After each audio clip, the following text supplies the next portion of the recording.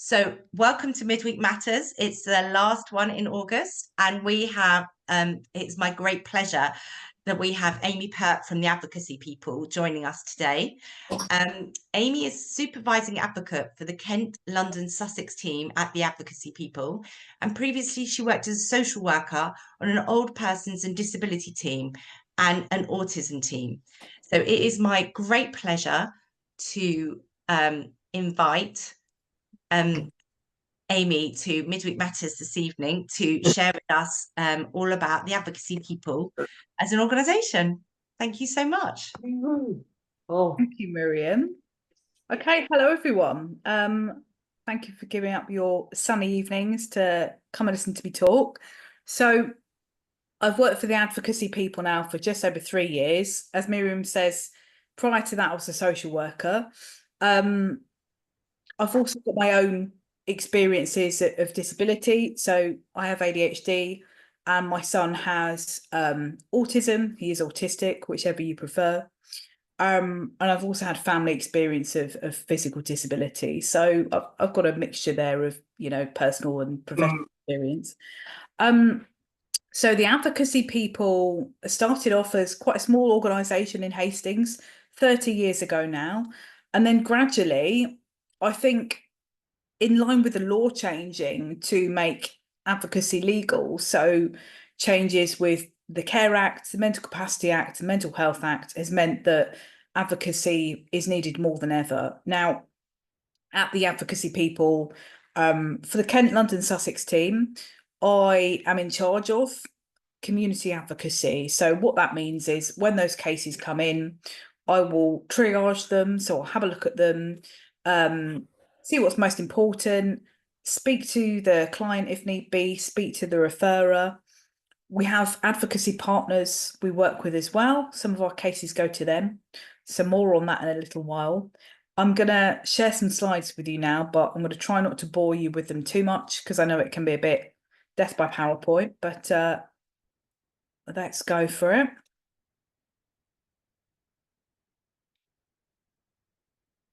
Okay, here we go. So, can everyone see that okay? Right Yes. then. So, yes. This is us. You'll have seen this symbol more commonly, but we've also used this one. So that's me. So we've got a very complicated diagram here, but just briefly, I am managed by our team manager, who is Lauren Fernandez, who's been with the company a long time, was previously with a different advocacy service. How it works, just briefly, is that in the charity world, we run on contracts. So sometimes other charities will take over what was an area previously run by another charity, if that makes sense. We're a commission service. We're commissioned by Kent County Council. But recently, we also took on a contract for delivering advocacy to the London Borough of Southwark, which you won't see on here. I haven't had a chance to alter that, I'm afraid. But basically, as I said, I run the community referrals. When those come in, if it's for anyone with a physical disability, I will send them to our partner, Disability Assist.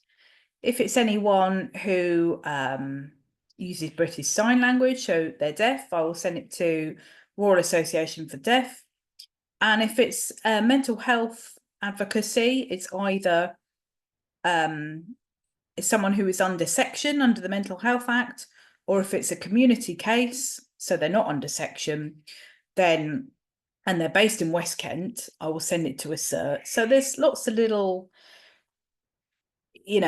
niceties, if you like, little details to my role. But essentially, the remit for community advocacy is that you have to either be over 50, you have to be resident of Kent, or so you always have to be resident of Kent, but you need to either have a disability or be over 50 or be both. As I said, I just run the community advocacy cases in Kent. Southwark, we don't have community advocacy. So as I say, I try not to go into too much detail there, but with contracts, you do have sort of, it can be a little bit choppy, if you like. So we don't have everything in one area. But as a company at the moment, so I'm part of the Kent, London, Sussex team. We also have advocacy in Wiltshire, in Mercia, which is Buckinghamshire, um, Coventry, West Midlands area, also some down in the West Country as well. So not much up north, but watch your space basically. So in terms of what advocacy is, I think this is something we miss sometimes. It's still quite misunderstood by people. So, as it says here, it's basically supporting people who are otherwise unable to speak up for themselves.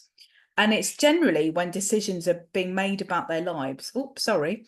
But it isn't always that. Sometimes there's an issue. So, with community, what we see a lot of is people coming to us because they feel their GP isn't listening, or the mental health team isn't listening. So that's where we'll step in to try and help solve the problem. Essentially, we don't make decisions for people, but we'll support them in that process. So most importantly, I suppose our service is free. We can support people in certain situations to get legal aid as well. That's quite limited, but yeah, and there's no wrong door either. So I'll skip to that bit. Basically, no, I say I'll skip to that bit. There we go. If someone comes in and it's something we can't support with, so say someone comes in and they want help completing a form for council housing, this isn't something we would do. So we would signpost them either to support at that particular council or to Citizens Advice, Porchlight, local housing charity, that kind of thing. But if I just skip back, basically, going on to what advocacy isn't, it's, we're not lawyers. Sometimes people think we are. We're not friends or family, and we don't mediate either. So sometimes we'll have referrals from people saying, oh, the mum and the daughter aren't getting on very well. They've got conflicting conflicting opinions. Can you help? And we would not help in that case because that's not our role. And as I've indicated earlier, we're not filling in forms or that kind of thing either. We might speak to an organisation on someone's behalf, but we're not there to do admin, basically. As it says there as well, we don't simply pass on facts. We would be helping people to make informed choices, basically, where they have the capacity to do so. So it's basically about developing a relationship. Sometimes that has to happen quite quickly. So particularly with community advocacy, where it's a short-term relationship, essentially. There are people who come back to us for support again, but what we would do is we'll help with one issue per case. We can't be there long term, if that makes sense. The person would have to come back to us with a separate issue if they still wanted support.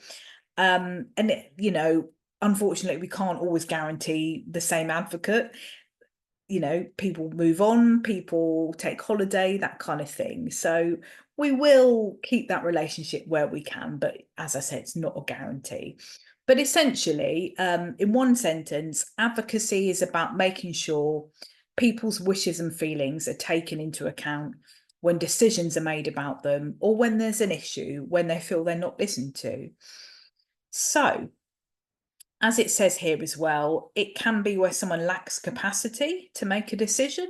So even though, the local authority, that council has says this person cannot make that decision themselves, the advocate will come in and chat to the person and say, okay, what would you like to do? What treatment would you like? What outcome would you like? Where would you like to live? What's important to you? That kind of thing. So moving on to the types of advocacy we do. Across Kent, London and Sussex, we do independent health complaints advocacy. So this is where someone is not happy with either a service they've received or a service their family members received. In some circumstances, that family member has died. So it can be, quite traumatic for the person. So we will be there for them up until the stage of compensation, and then we cannot support any longer. But in terms of getting answers from that NHS trust, that kind of thing, we can support with that. We also do Independent Care Act advocacy. So this is where someone is having a care and support assessment or a review, and safeguarding procedures as well. We can support with that. Now, it does say here if there's no one appropriate to support, but even if there is a family member, in some circumstances, we would still get involved. It depends on the situation, essentially. So, as I've said already, it's needs assessments, carers assessment too, or review of care needs assessment. But we also do, not very often, but sometimes, child needs assessment. So case in point would be where someone has been under 0 to 26 plus disability services. If they're then moving on to 26 plus, so adult services, we would then help take part in that assessment with them. Okie dokie. So moving on to independent mental capacity advocacy. I have touched on this a little bit, but an IMCA would generally get involved when serious medical treatment's being proposed. Most commonly, we get things like artificial nutrition, so peg feeding. I don't know if you've come across that. Do not resuscitate, paperwork, that kind of thing. Dentistry can be quite common as well, where someone might need general anaesthetic in order to receive that treatment. But also change of accommodation. So someone coming out of hospital, or if local authority are looking at someone going into residential care, or perhaps moving on to nursing care. And then in some circumstances, we might also get involved in a care review or in safeguarding. So basically it's very much incumbent, it's the job of the local authority to come to us with those referrals. We would not seek them. Of course, we do work like this, and we'll meet with them, their meetings, to educate them about when they should refer, but it is up to them to make the referral. And with independent mental capacity as well, there would be no next of kin, there would be no close family who are appropriate. But say, for example, there's safeguarding proceedings taking place, then of course it might well be appropriate for the council to refer and say, yes, this person does need an IMCA. So, moving on to independent mental health advocacy. This is for people who are either under section in hospital, so Section 2 or Section 3 of the Mental Health Act. There's also some other sections I won't go into, but it might also be section in the community or guardianship. So again, we would generally get those referrals from either the local authority or from that mental health hospital, essentially. So it's generally things like supporting people to make sure they understand their rights whilst they're under section, to appeal their section, or to talk about medication, or to make complaints, essentially. So, and again, as with all our other types of advocacy, it's supporting people to express their needs, wishes, and views, because there's a lot of people who feel quite vulnerable, understandably, when they are under section. People of colour especially, I feel, are not always understood. They can be seen as aggressive when really they're just trying to express their frustration at being in hospital. But also there's a lot they don't understand about what their rights are. It might be they've never been sectioned before, or they have, but they're quite unwell at that point. So it's a really difficult time for them. So it's so important that they are getting that access to an advocate. Okay, so as I say, they support people to have information about their restrictions or any conditions That might apply where someone is under a criminal section, so they're in hospital or a community placement rather than prison. So we'll move on to community advocacy. As I say, I've touched on this quite a bit, but it's essentially for where we offer it. It's people who aren't eligible for mental health advocacy, mental capacity advocacy, Care Act advocacy, health complaints advocacy, or Care Act advocacy. So, as I said earlier, if the person's over 50 and they have a disability, or they just have a disability and they're a resident of that area, we can support them. But it must be for one particular issue. And we will be advocating to typically GPs, community mental health teams, local councils, housing, that kind of thing. So it's always an organisation funded by public money. It's not to family and it's not to private landlords or Sky TV, anything like that. We do occasionally get referrals about that kind of thing. Again, as I said earlier, if someone comes to us and we can't support them, we will always try and find an organisation who can support them and signpost to them. As it says here, people can self-refer. It doesn't have to come from a professional. And again, as with all the other types of advocacy, we're not there to influence decisions or make decisions for clients. Okay, so I've got a little example here.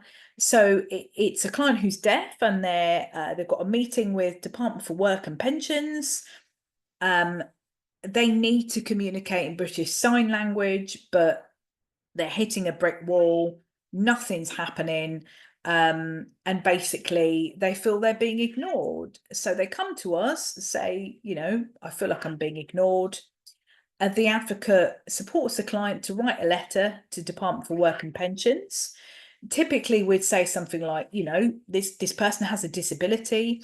Under the Equality Act 2010, they have a right to have an interpreter. And then ideally, that is agreed by Department for Work and Pensions or whoever it might be. But I suppose it is important to add that we are not always successful in those situations. We try our utmost, but we cannot affect outcomes. Essentially, we are about getting people's voices heard rather than making it certain that something will happen. And I know that might sound disheartening, but that is our role essentially. So I think I've spoken for long enough now. This is some contact details for you here. This is our website. This is an email address, and this would go directly to the advocates at the contact centre. They're the first point of contact for anyone referring, whether they're self-referring or it's professionals. And this is our number 2. I can share these slides with Miriam, but that's the end of the talk, essentially. So I don't know if anyone's added to the chat, if anyone's got any questions or anything. Thank you for that. That was really informative. I've got a couple of questions. And what I'll do is, if people want to ask any other questions, obviously, as just pop your hand up or pop it in the chat. First of all, what question was, is the Kent Advocacy a different organisation to the Advocacy People, or is it all under one umbrella?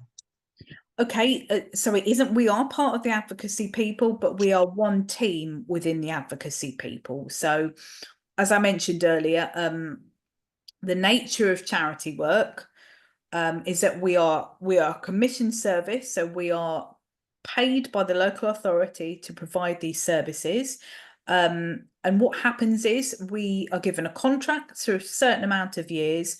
When the contract is up, we can then bid for that contract again, but there will be competition for that. There will be other advocacy providers bidding for that contract. So this is why, although we're called the Kent, London, Sussex team, what that means in practice is that we have all of Kent, but London, we only actually have a little bit of Wandsworth, and we have Southwark, because London is obviously made up of lots of little boroughs. So there are other providers within the rest of London. We have some of East Sussex, and then there are other providers providing other types of advocacy. But there is more information on our website basically about what we provide in your area. And if you are in a different area, if you come to us and we're not the provider, we will always say to you, look, actually, we can't support you, but this is your provider in your area. If you contact them, they can help. I hope that explained things a bit better. Yeah, no, that very much did. So, another question to ask was, um, if you are in hospital, Mhm. and you need some assistance with sort of communicating with the team. So, Mhm. for instance, if if you're not if you're unwell, so you're not firing on all cylinders anyway, and you don't have a next of kin to help facilitate with the multidisciplinary team, is that the sort of job that you guys would be able to help facilitate, just to make sure that the patient's wishes are being heard and acknowledged, and then kind of it's a that whole process is being actioned? Yeah, so basically we would, but it really depends on the decision being made. Yeah, So generally hospital, we're looking at things like hospital discharge. So it's up to the hospital team to decide if that person has capacity um, to decide on where they can go after hospital, if that makes sense. Um, if they feel they don't have capacity, then that's where independent mental capacity advocate could get involved. If they haven't got any family to support, it might be that sometimes it's a community case. So if it's about, I don't know, sometimes it's something like the person might need an interpreter or that kind of thing to make sure their wishes are heard. I mean, that can be more of an admin role, but I mean, I would argue, look, if it isn't happening, let's just support the person, because otherwise it's sort of people just get caught up in this kind of web of, oh, but it's not my job. Oh, it's not my job. Do you know what I mean? And it yeah, just gets a little bit ridiculous. So sometimes it's things like health complaints, which, as I said earlier, obviously we would get involved with. With community advocacy, the aim is to encourage people to get to a point where they're able to advocate for themselves. So, what we would generally do, and I support the advocates in doing that, is start them off and kind of be doing the work alongside them, with them, and then getting them to the point where they've got the information and the confidence to be able to advocate for themselves. Like, so for a complaint, perhaps they'd be supported at stage one, and then the next stage they would then hopefully go on to do that by themselves if they feel able to, obviously. Yeah. So yeah. um Brian has just shared that two things actually. Brian, do you want to come in, Brian, rather than me sharing them for you?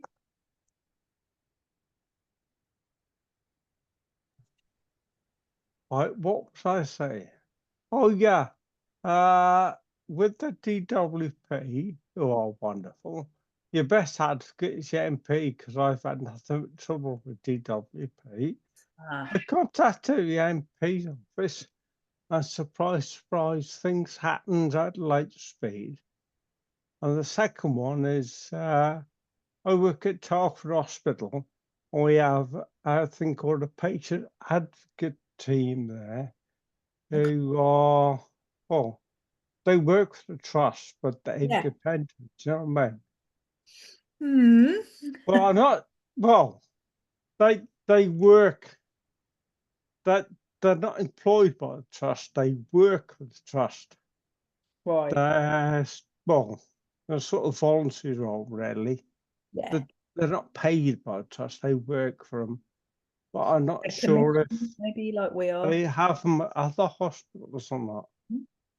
I may find out actually. Okay. Anyway, thank you. Yeah, no, I mean, as you said, Brian, there's obviously alternatives to us.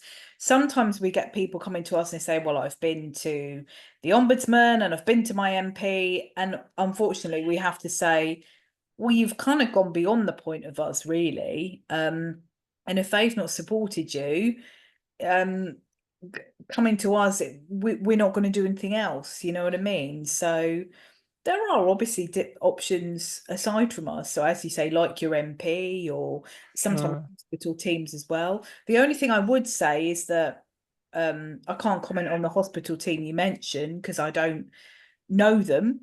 But we are completely independent. We are commissioned by the local authorities, but we're not working for them.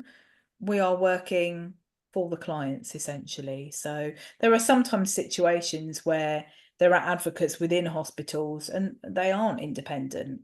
Not in your case necessarily, but I have heard of NHS trusts employing the advocates. So to me, they're not then independent, but there's all sorts of different Yeah, I don't actually know who actually pays them. yeah. I'll find out about that. Oh, it's interesting a lot. I'll do some digging. See what I Thanks, can Brian. find out. I think I saw a Yeah, question from Abby come up as well. Yeah. Abby, do you want to come on and ask?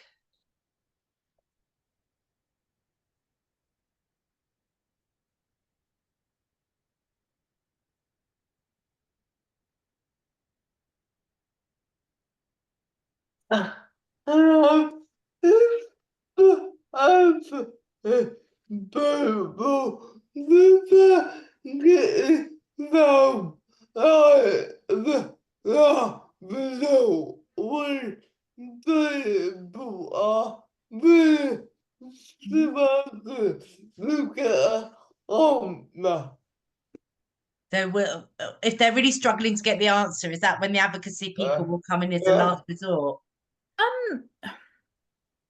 Not necessarily a last resort. Sometimes I think when someone is kind of going back and forth, maybe with their GP, mental health team, housing, nothing's changing. Yeah.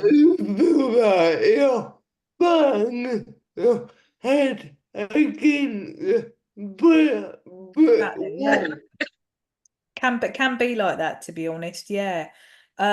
Sometimes, so a thing I've noticed quite a lot of is people coming to us when they're trying to get, I don't know if you heard the term reasonable adjustments, but and they suspect they're autistic, but they've also got a mental health condition. And then the university or DWP is saying, well, we need evidence of these conditions.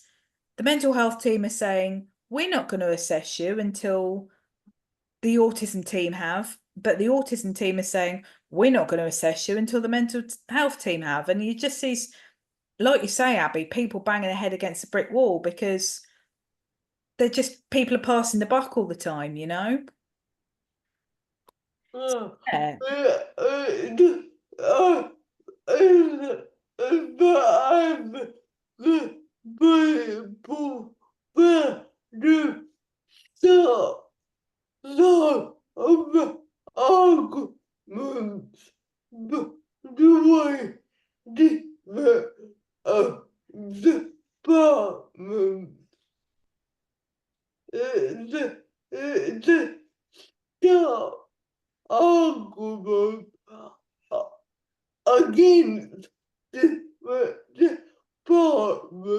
So stopping the arguments within across different departments. Yeah. I mean, what we are doing essentially is we're always keeping the client at the heart. So we wouldn't be saying to the different departments, stop arguing, but we would be saying to the person, right, what is your goal? Do you need those assessments to happen? Right. So we're going to speak to the autism team, mental health team, and say, you need a plan here. You need a timeline in order to get our client to the place. Bless you. Where they've got those assessments. And even if it turns out that they're not autistic, they don't have that mental health condition, they have had those assessments. That was the goal, you know. We can't guarantee people will get what they want, that they will get those diagnoses, but we're supporting them in that journey. Does that make sense? It's about keeping the person, being person-centered, you know, what they want, not what other people want, what they want. Often, Abby, we get people who are in like residential care, they want to go home, and we know they're not going to go home. They won't be able to cope, but that is not the point. And it's hard for me because I have to take my sort of social worker hat off and ignore all that and just think this might not be realistic, but this person wants this, you know? So what can we do? Happen. Thanks, Abby. That it was a good exploration on that. Yeah. Can I take you back to the inpatient scenario, just purely because we've had experience within the community? Because what happens to a lot of our community is that people might go into hospital for one thing, Yeah. but because they have an underlying neurological condition, it may not necessarily be sort of acknowledged or taken into consideration. And therefore their whole care may not be thought through properly. And then because they're, like I said, earlier, they're not well, they don't have the energy to advocate for themselves properly. So is that the sort of thing that, obviously Brian mentioned the hospital teams, advocacy people in the hospital, but would that be something that you guys would be able to come in to explore with the lead member of the team to say, you need to look at the whole of this person because you're only just looking at one part of them? I think as long as we didn't just get a referral which said this person needs an advocate, do you know what I mean? There would have to be some sort of goal to it. So, as I said earlier, if they're looking at, I don't know, doing an operation or something, yeah. I mean, it's really difficult to get the person's views. That to me seems like, again, I say it's tricky, isn't it? Because I can see where it might be hard to tell if the person has got capacity sometimes, you know. I think that the challenge that we've heard about from our community is more about, say for instance, they've broken their hip, and they need to have surgery, or they've had surgery, and for whatever reason they're needing to maybe get back on their feet, which would be the normal procedure if they've had a hip replacement or something like that. But because they're either in so much pain or they've got so much spasming going on, which isn't necessarily being thought through on an orthopedic ward, that they just keep giving them different medication that might make them drowsy, etc. And therefore they can't think through. And actually what they need is a neurologist to come in and have a look at them. But no one's looked at the big picture. And I'm just kind of thinking, in that situation where you are in the middle of a situation where you're not firing on all cylinders, you need someone to help support you in advocating, because you're trying to get better yourself, whether that, so it's a very specific thing, but I'm just wondering if that's the sort of thing, as long as you've got a specific, exactly, then it's something that you guys could potentially get involved with, to say they're not being heard. They have capacity, but they're not being heard, and this is what that's it, isn't we it? need to consider. So that might well be a community case, I think. Obviously, provided it met the eligibility. As I say, it just really depends on the situation. Sometimes it might be that they're looking at what we found during COVID a lot. I had lots of, at one point before I was doing this particular role, I had a higher caseload. I had quite a few clients with learning disabilities, and they were just coming out of hospital with the DNAR, and there was nothing wrong with them.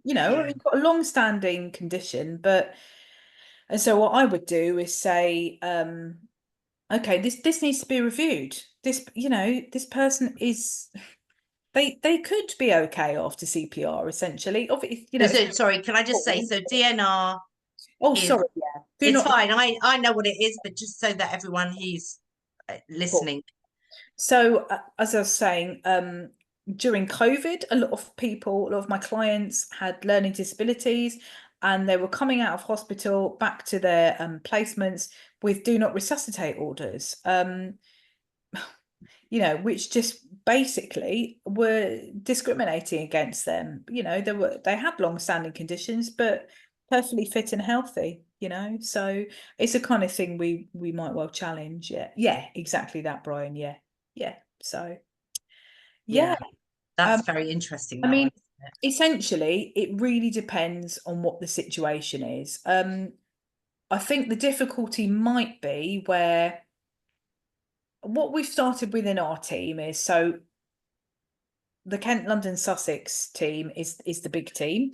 Within that, we have small teams. So a member of my team goes to the hospital in Margate once a week, and she does mental capacity advocacy there. So typically, it's things like do not resuscitate orders or operations, that kind of thing. So she'll support with that.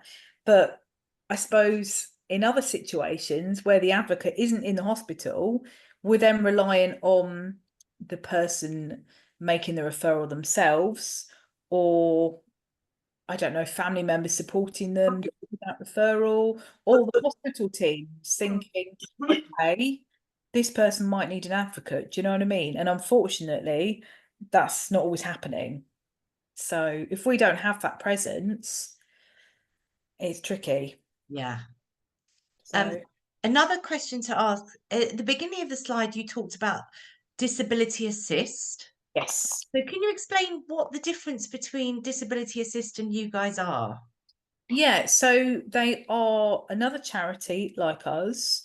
If we have people come to us with a physical disability and they want the support of an advocate, we would give the cases to Disability Assist, because everyone who works for them has a physical disability. So they've got that lived experience. So they are better placed to assist people, essentially.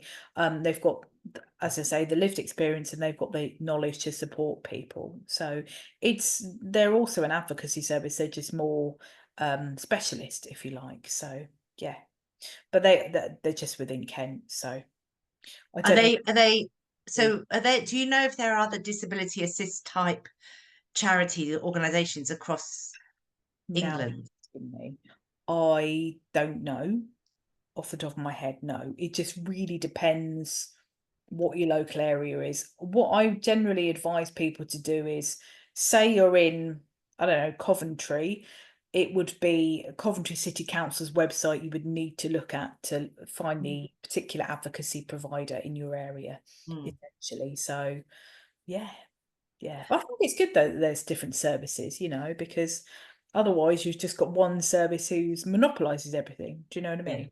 absolutely. And do you find in your experience, because obviously you've had quite a lot of experience now in this area, that the authorities or the teams that you work with are very sort of, they work really well with you guys just to ensure that, that it is person-centered care that they're delivering? Be careful what I say now. I know I'm putting you in a slightly awkward position. Okay. Like, I have to say it's really varied, because the problem I think we've got in social care is that it is an ever-changing workforce. It workers, there's often quite a lot of new workers who don't understand advocacy. Quite frankly, there's often a lot of established social care workers who don't either. So to be honest, it really is a mixed bag. What I find is that sometimes the referrals come in too late for us to be able to offer support at a meeting. What I didn't mention earlier is that we do parent-child protection advocacy. So that's often the case in those meetings, unfortunately. So a referral will be made and an advocate will be required for the following week. And I think in their heads, they think, great, I've made the referral, we're going to get an advocate, when our advocates plan their own diaries and they often work sort of 2 to 3 weeks in advance. So I'll have to basically say, I'm sorry, but we don't have anyone, especially this time of year when people are taking leave, you know. So it really is a mixed bag. We don't often get referrals when there's safeguarding inquiries to support people. We don't get anywhere near the amount that we should get. But you know, sometimes we get people, I'll see a lot of the same names come up when I can see people are making the referral because they know that legally they should be making that referral. So it's not all bad, but it could be better, definitely. Yeah. So, and Um, often, oh, sorry, just to jump in. So people will, I don't know, sometimes I think they could make a referral to support someone. So, and this is going to sound controversial, but sometimes I think you'll have a social care worker, I don't know, let's say the person has a learning disability and they know that person well, and in their mind, they don't need support. But from our point of view, the person could have the support. Does that make sense? They've maybe become kind of used to working with them and are only seeing the positive stuff, because there's often that approach, I think.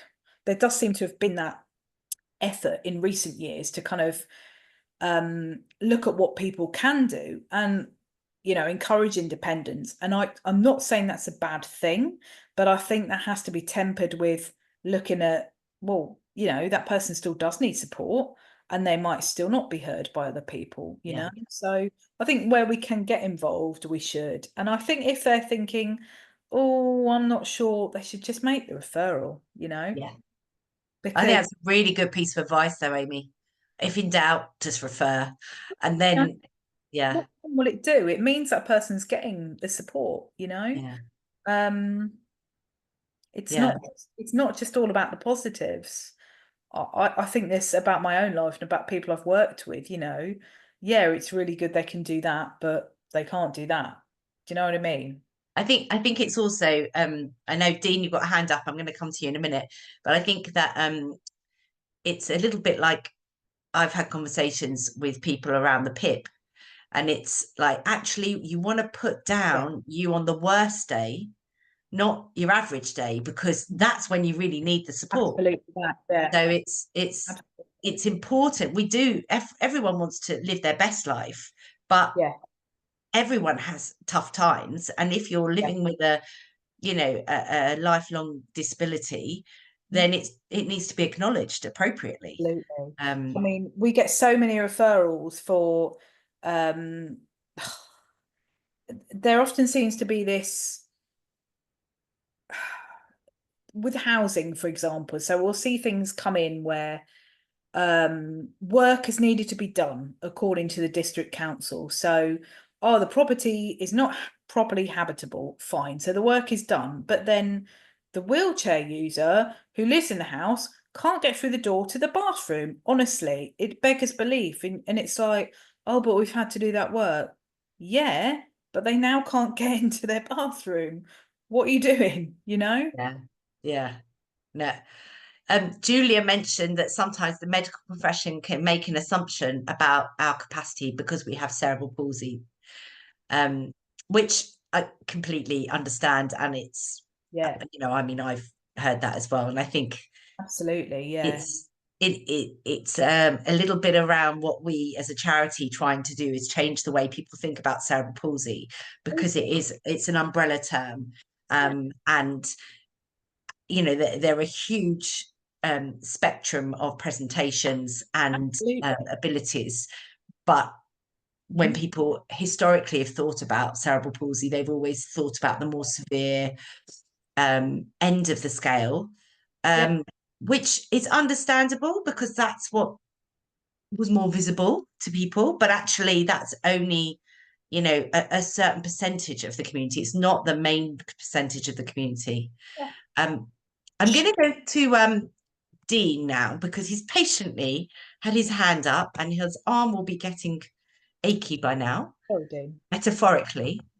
Um, Yes, my electronic hand is really throbbing at the moment. Yeah, no, I think this is very interesting, and I think sometimes we forget actually, and I don't know about you, Amy, or anybody else, but even if you're working in advocacy, you've really got to. I mean, I don't work in advocacy. I'm currently not working, but I'm not in the field in the advocacy field.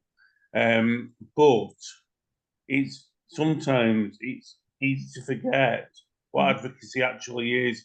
And like you said, Amy, you're not there to. It's not about giving the person the answer to. It's to advocate perhaps certain avenues that they should go down, or just sit back and sit, and just observe and saying, well, actually, I think, Dean, you wanted this outcome, didn't you? Because sometimes people don't necessarily know what they want, and they can, as it's going on, can get a bit more, we can get a bit confused sometimes. And I think, yeah, I mean, it's just really interesting, and it's refreshing as well, because then you can, you can just clear your mind, and you can focus on what you need to do to help that person. And if you can't help them, like myself, if I couldn't help somebody on a certain issue, and I was once, I didn't use the word advocate, but that is what they want. That was the role they want me to take on. And I tried to help them each way. And at the end of the day, that person, even though I wasn't giving them advice, they went their own way anyway. So sometimes you have to think, okay, fair enough. Well, that person really didn't want me, or don't take it personally. It's just what is their decision. Absolutely. I mean, what we are actually not supposed to do as advocates is advise. We are about making sure that person's wishes and feelings are heard. If they're not sure about a decision, and it's a decision they are able to make, if that makes sense, so they've got the capacity to make it. Be quiet, cat. Got an old never shuts up. Bless him. Where was I? Then we would give them information in order to try and help them make that decision. But as I say, we can't advise, because our opinion isn't relevant, essentially. As I said earlier, we might think, God, that's not going to happen, but that's not the point, basically. So, but just touching on what Julia said, that is a complete, I really understand that frustration, and it's difficult to know how to comment, because we are really in a position to be able to say, actually, I think that person has got capacity to make that decision, because that would generally only be in the case of, I don't know if you guys have heard of deprivation of liberty safeguards, but a lot of what the work we do is supporting people in generally care homes who have got a deprivation of liberty, because they can't consent to their care. So legally, they have to have that paperwork in place. So, on occasion, we might say, actually, I think this person has got capacity to agree to their care. I don't think they need this in place. But in a more general sense, I think it's about education, really, because obviously I haven't been a social worker. In terms of when a professional is determining capacity, there should be a 4-stage test. You're giving the person every opportunity to demonstrate capacity. We're supposed to always pursue capacity. And, if you are, I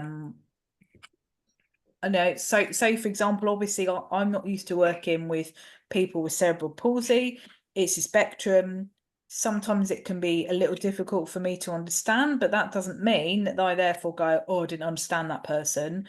They don't have capacity to make a decision. Do you know what I mean? So it's making that time. It's like sometimes I've had clients who don't speak at all, because they've had really severe stroke. So I would use pictures and words and that kind of thing, So it's making every effort you can, I think, to, not presume that because they can't communicate the way that most people can, that they can't make a decision themselves, you know. So, but No, yeah, that's really helpful. Thank you. Thanks so much, Dean, for your question. I was just seeing that Tony, yeah. Tony, did you want to ask your own question rather than me asking for you? If Hang on. Oh, I'm just going to try and get you on. yeah,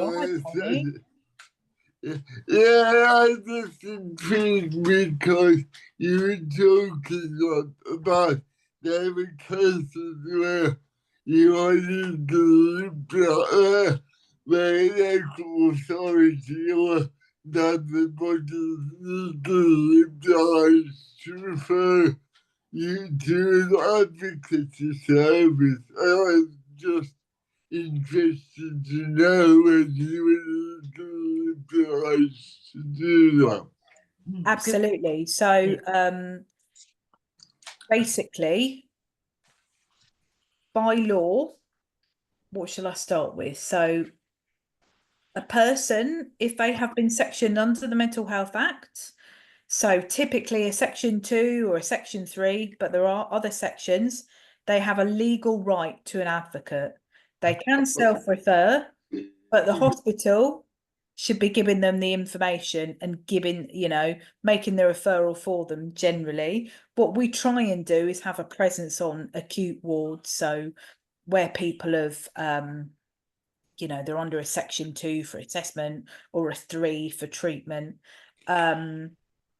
When someone is having a care needs assessment or a care needs review, and the referrer feels they would have substantial difficulty taking part in that review or assessment, they are legally obliged to make a referral for a Care Act advocate.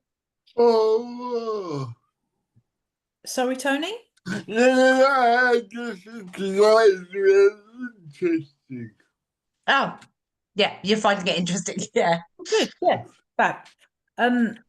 Where was I? So mental capacity advocacy, that would generally be one of two situations. So if a doctor is looking at doing an operation and they don't feel the person can consent to that operation, there's no family member or close friend to help them, they should refer for a mental capacity advocate. Oh, If they're looking at if the council are thinking about someone moving from their house into residential care and they don't think the person can agree to that, they should get a mental capacity advocate. So if they think, you know, they can't make the decision themselves.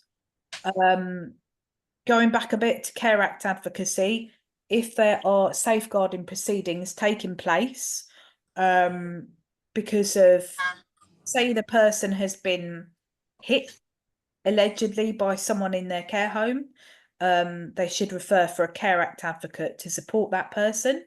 However, sometimes you've got cases where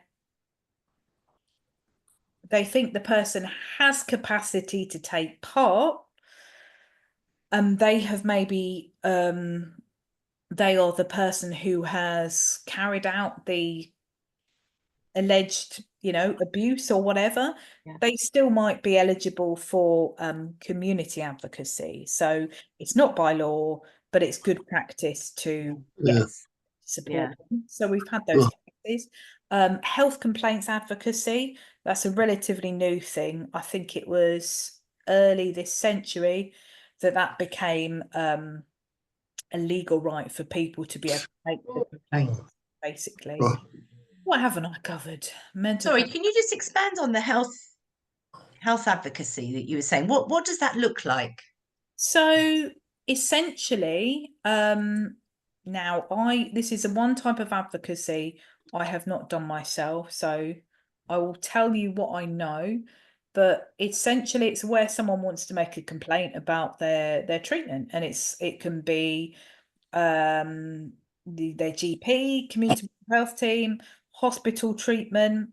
in some circumstances, so if they're sectioned and they want to complain, it will be covered under mental health advocacy. But I mean, there's a process for it. It's essentially, you would start with like the hospital trust or the GP or what have you, and then at some stage, you know, it might get to the ombudsman. But that, as I said, there's stages with it, like there are with complaints to the local council, you know. So, but I know very little about it. But we But do. I think what I find fascinating and really encouraging about that, I know you said it's quite a new thing, but there's a lot of again having you know, lots of discussions over the years with our members, different members of the community have sort of said they get a kind of fatigue. You know, they get fatigue, like advocacy fatigue for themselves, because Yeah. they, you know, like Abby was saying, it's the brick wall syndrome type thing. And actually having someone next to you supporting you, Yeah. believing what you're saying because you're saying it, and it makes such a big difference, because you know, otherwise there's so many situations where you can feel, what's the point? No one's going to listen to me anyway, and that's not a very constructive way forward in, you know, moving. And I think there's two things here going on as well. I think sometimes, well, let's face it, there's a crisis in health and social care. There's been huge lack of funding, privatization, where people are, you know, if it's an emergency situation. So what I didn't add earlier was that if it's serious medical treatment taking place, the doctor doesn't have to No. go for an advocate. They just go ahead with it because it's an emergency, obviously. But I think generally people aren't making their referrals where they've just not got the time. It's the workload, and it's bad. But you know, I think that's the reality bit. But also, I think when you're looking at, I suppose, communicating with someone that you might struggle to communicate with, I think there's embarrassment, I think, sometimes for the professional, where they just don't want to admit that, I don't know, they don't understand what the person's saying, and it's easier just to, I don't know, presume that they lack capacity, which isn't right, obviously, but I wonder if that's sometimes what's going on, you know. Yeah. No, that's very interesting. And I think, you know, compared to even at the beginning of this century, where whether it's visible or invisible disabilities wasn't really on the radar of people as much as it is now. And I think it's becoming less acceptable to just take the easy option now. Absolutely. No, completely. I think there's been widespread advocacy, I think, amongst disability groups, you know, even like when I was researching for my course, there's groups for disabilities I've never even heard of, you know, because there are some really rare things, aren't there? You know, but it's great because I look at some of the clients I visit and I think, you know, what year are we? So even like 40 years ago,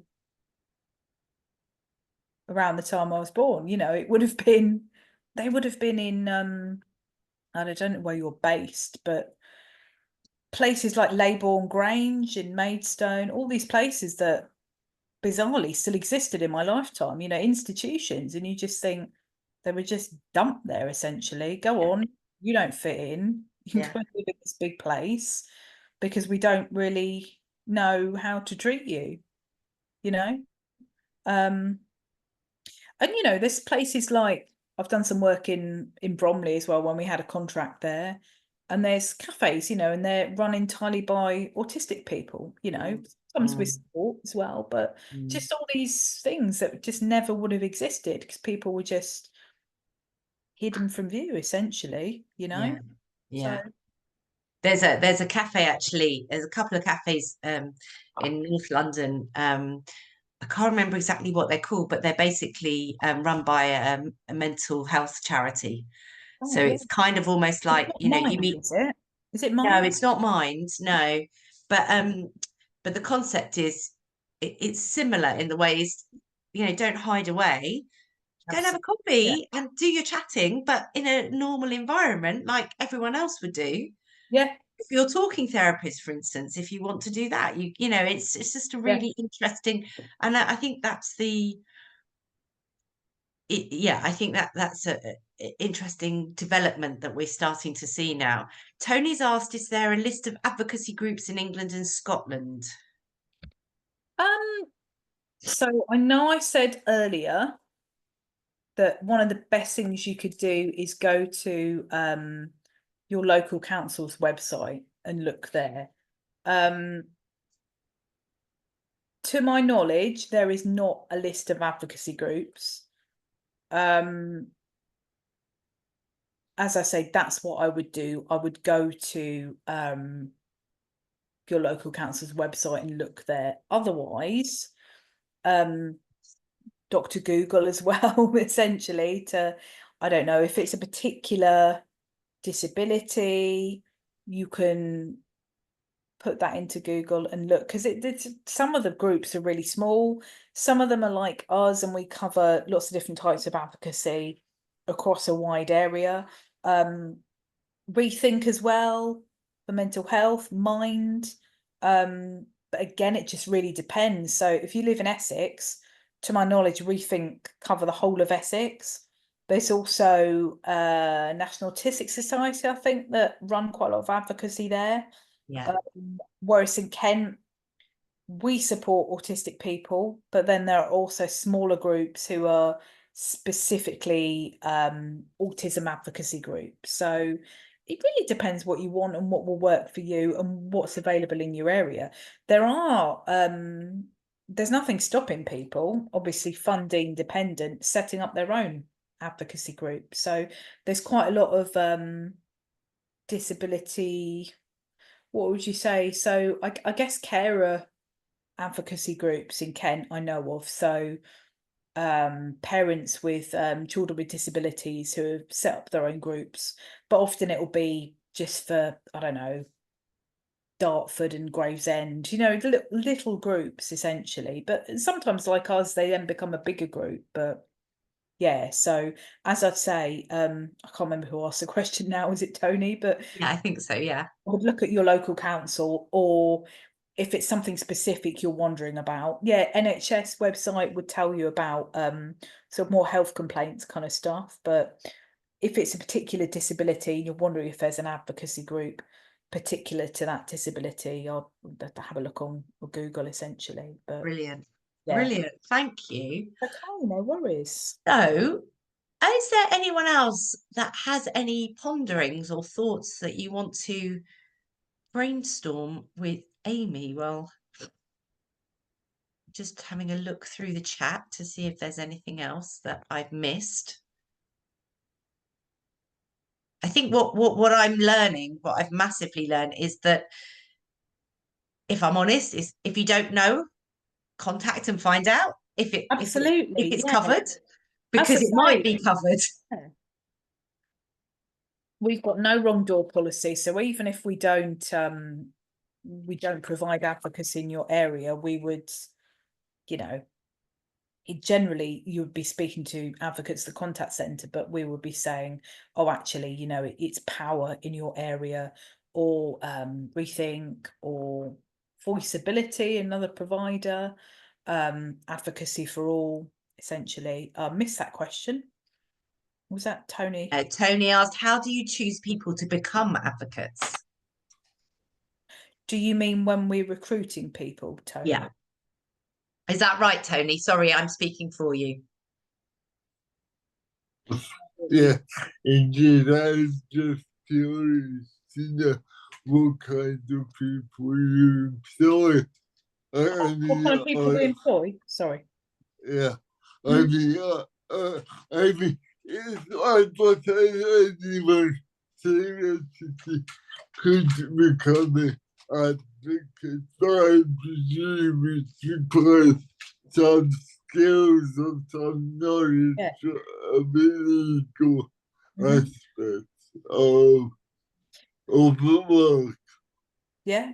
So all sorts of people from all sorts of backgrounds. What I say is we offer the qualification in advocacy. So we're not looking at people who already have that. If they do, great. But I think the most important thing is people who are good listeners, people who are open-minded, people who don't discriminate, you know. I always remember a time when I was doing social work and we were given our placements, and there were people who were given placements at drug and alcohol charities, and they said, well, I'm not working with them, and they were, you know, given a slap wrist essentially. So the difference between us and social workers, so social workers social workers are dealing with people's care and support needs, so they are trying to get people what they want, but at the same time balancing that with what they need and keeping them safe. As advocates, I'm not going to say we don't care about that. You know, we don't want people to be unsafe or to be, I'm not saying that, but we are solely concerned with what that person wants, whether that's realistic or not. It's, you know, and it's not for us to make decisions either. The local authority, social workers will make decisions on people's behalf. If they can't make them themselves, we're not making decisions for people. So that's the difference essentially. We'll work with them obviously to try and get to the right outcome for someone. So for example, I had a chap recently I was supporting to as a mental capacity advocate to find a permanent placement in a residential home. And he had, I guess, moderate to severe dementia. He couldn't retain information. So I took my laptop along. I said, this is some homes with vacancies. This is what they offer. The chap was really into DIY. So I said, oh, this home, you know, you could do this, you could do that. And we talked about where he wanted to be. Like he said, he'd rather be in a village than in a town, you know, that kind of thing. Yeah, so I mean, he was quite clear that he didn't, his preference really was to go home. But, you know, it was about, if that was his option, what would he like? What home would he like? And also making sure that he knew and the local authority knew that he had a right to challenge his placement as well. So if he moved and hated it, then they could look at changing that, basically.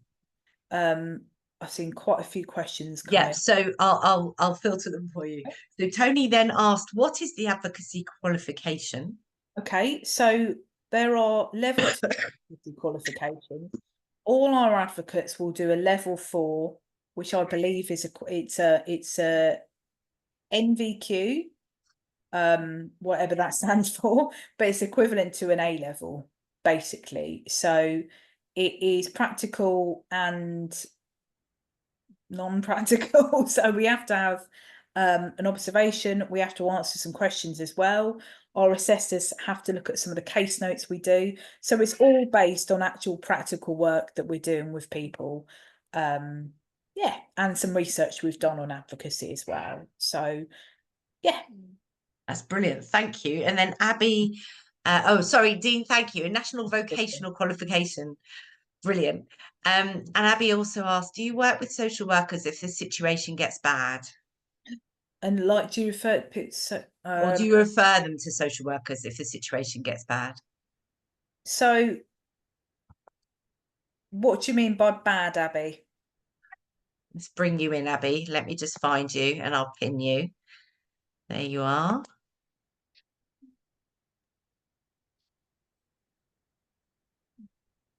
Oh, from a safety point of view. Yeah, so typically, in any sort of advocacy, I suppose we get involved in, if we are worried about someone's safety, whether them harming themselves or maybe as a family member or a friend or someone in a home on occasion, you know, we would raise safeguardings. That's part of our role. So we would refer to the local safeguarding team. At that point, our role ends, basically. It's then up to them to decide, oh, okay, Excellent. It's up to them, Abby, to decide what then happens with that. Sometimes something is referred to the police. Sometimes it's closed down straight away. It really just depends what it is. Other circumstances we might refer to local social work team would be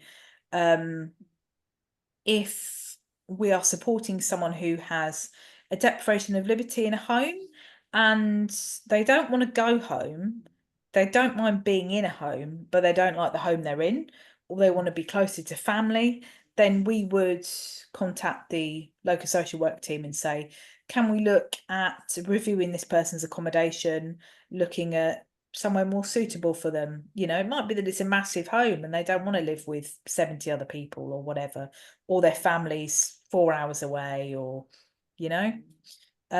Sometimes you get cases where the family want them to move and the person actually doesn't want to, which isn't, you know, ideal, but, you know, it's about kind of shutting that down, I suppose, really, in the nicest possible way, and saying, you know, actually your mum or daughter is quite happy where they are. You do get that quite a lot, not all family, but sometimes it will be that kind of protective thing of particularly people with learning disabilities, or it'll be, oh, but you know, I want them closer to me, when they've been in the home they've been in 15, 20 years and they're quite happy where they are, seeing their parents, you know, every couple of years, or whatever, you know. It's different for everyone, isn't it? But so yeah, that's a couple of examples anyway. Amazing. Thank you. Thank you so much. There's just been a couple more comments, so I'm just going to read through these comments. Okay. Brian said, I have an MVQ3 in health and social care and have been trained as an advocate. Hidden talents, Brian. There we go. Julia said she found this for people in Scotland, and she's got a link for the Information Hub Scottish Independence Advocacy Alliance. Oh, fab. Okay, great. And Dean, where I do my voluntary work, there are several social workers who go out and about. So it's good to know that there's lots of stuff going on out there. When we first started looking at the whole area of advocacy, I think because social care is still a little bit, it's not as well organised when you're looking online as maybe some of the healthcare aspects of things. And I'm hoping that in time that will, you know, be brought, they'll have that investment to be able to really get that a little bit more equity across the service. And I mean, it's different everywhere. So here in Kent, when I worked for Kent County Council, we had specialist teams. So I worked on 2 different teams, an autism team, which no longer exists, and an older persons and physical disability team. Again, that no longer exists. Everyone is a general social worker now, unless you work for children's services. So, you know, things change all the time, basically. Yeah. And I think, you know, Brian has summed it up in a slightly more clear way. Social care is a total mess, is what he says. And I think that my hope with the concepts around the new government that we have in is that they are, from the very few conversations we had before they came into power, with the people within health policy, was that they were very, very clear about the lack of communication between health and social care, and that there was a real a need to really build those bridges and level up across those two care systems. So I think I'm really grateful for you, Amy, to coming to talk with us this evening about the work that you do, but also for us to have this space this evening to really start unpicking the world of social care a little bit more, because I think it's going to continue to be something that will have more of a spotlight on it over, you know, in the coming year onward, hopefully. So thank you so much, Amy, for joining us this evening. No problem.